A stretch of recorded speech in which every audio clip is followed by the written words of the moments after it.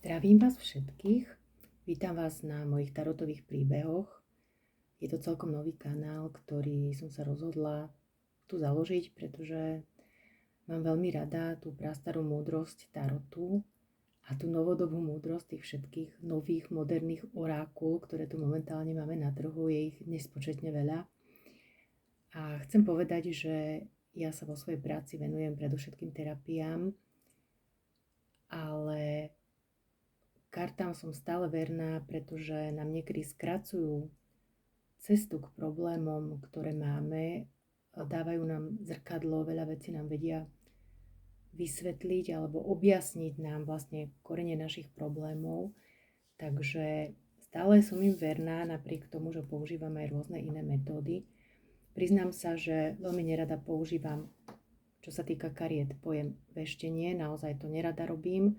Skôr ma zaujíma analýza problému alebo nejaké pomenovanie toho, čo prežívame.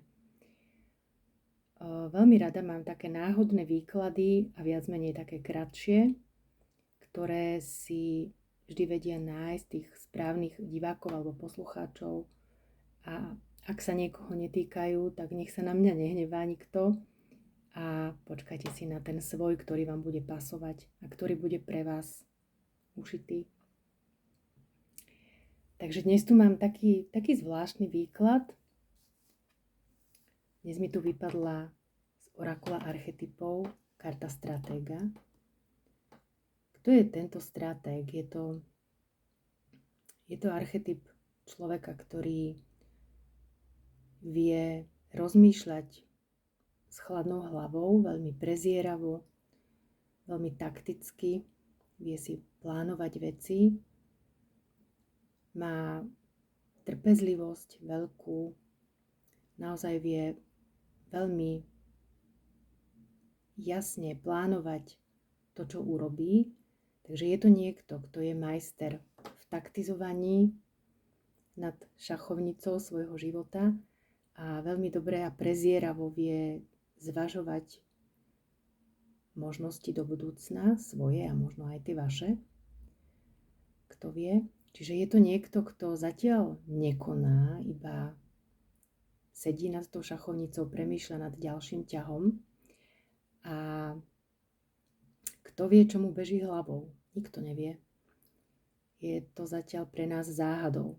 Ale aby sme sa to dozvedeli, pozrieme sa do ďalších kariet, ktoré tu máme.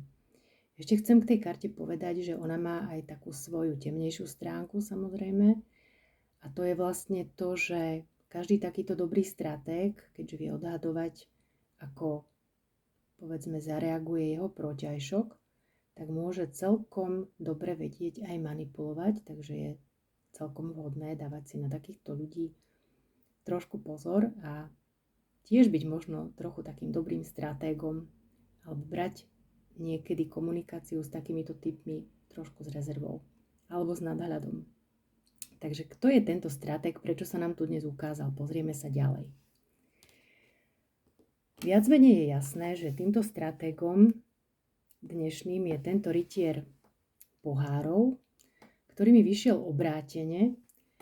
Štandardne to znamená, že takýto človek je pravdepodobne veľmi romantický, je zamilovaný, je plný citov, pocitov, vášne a bude vás naháňať, pozývať vás na kávičky, na večere a tak ďalej. Ale keďže táto karta mi vyšla obrátene a zároveň teda tu máme toho stratéga, povedala by som, že tento človek zatiaľ tie svoje emócie voči vám nebude nejako prejavovať. Skôr bude čakať v úzadí a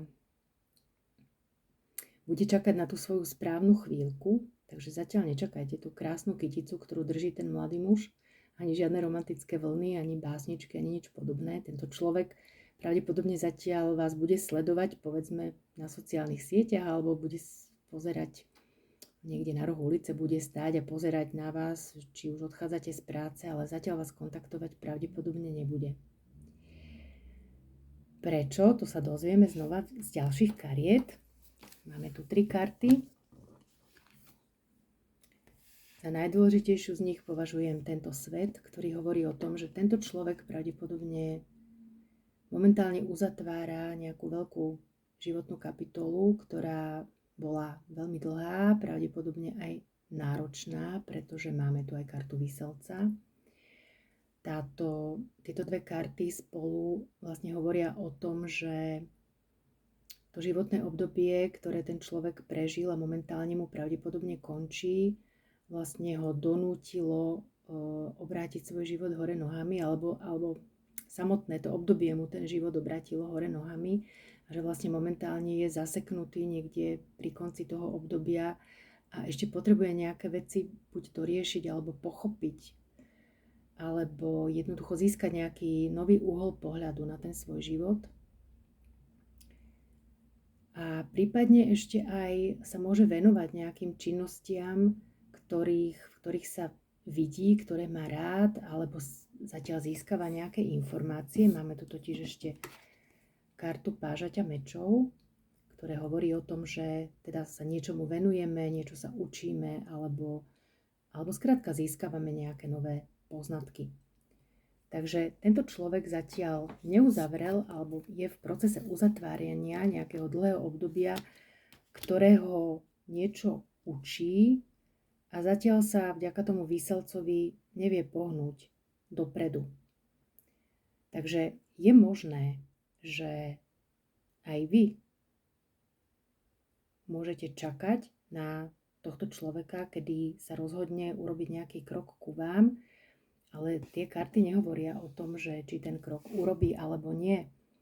A to je presne to, čo ja nerada v tých kartách robím, že neveštím, čo bude ďalej, ale mám tu takú radu a to je, že pokiaľ vy na tohto človeka čakáte, že vás bude kontaktovať a povedzme, že čakáte na ňo aj dlho, ako je to naznačené na tej karte sveta, tak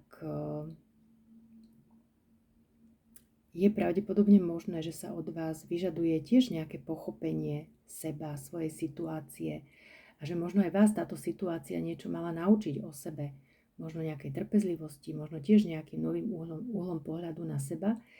A v každom prípade je veľmi dobré, keby ste tomu človeku aj odpustili, prípadne sa pozreli na celú tú situáciu aj z jeho pohľadu, z jeho strany.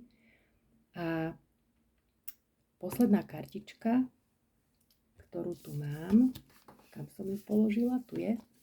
To je vlastne to, čo vám to prináša.